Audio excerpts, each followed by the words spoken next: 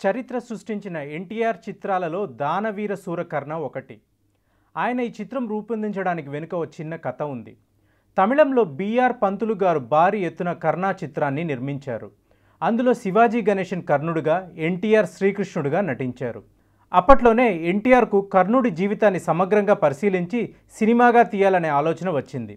Script తయారు చేసిన తర్వాత ఒక దశలో కర్ణ పాత్ర ధరించమని అక్కినేని నాగేశ్వరరావు గారిని కోరారు. అక్కినేని సున్నితంగా తన విముఖతను తెలియజేశారు. దాంతో కృష్ణ పాత్రనైనా ధరించండి అని అడిగితే దానికి కూడా ఆయన అంగీకరించలేదు. దీంతో ఆవేశానికి గురైన ఎన్టీఆర్ శ్రీకృష్ణ, కర్ణ, సుయోధన పాత్రలను పోషించి ఆ చిత్రానికి తానే దర్శకత్వం వహించారు. విశేషం ఏంటంటే 10 పాటలు 35 పద్యాలు గల ఆ 25 రీళ్ల చిత్రాన్ని 43 రోజుల్లో పూర్తి చేశారు ఎన్టీఆర్.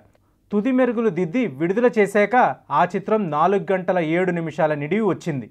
టెక్నికల్గా అంత బాగోలేదని, ట్రిక్ ఫోటోగ్రఫీలో తాళ్ళు దారాలు వంటివి కనిపించాయని విమర్శలు వచ్చినా, అవతల హీరో కృష్ణ నిర్మాతగా, కథానాయకుడుగా కమలాకర కామేశ్వరరావు గారి దర్శకత్వం తయారైన కురుక్షేత్రం పోటీగా నిలిచినా, దానవీర సూరకర్ణ చిత్రం అఖండ విజయం సాధించి ఎన్టీఆర్ కీర్తి కిరీటంలో మరో కలికెత్తు రాయిగా నిలిచింది.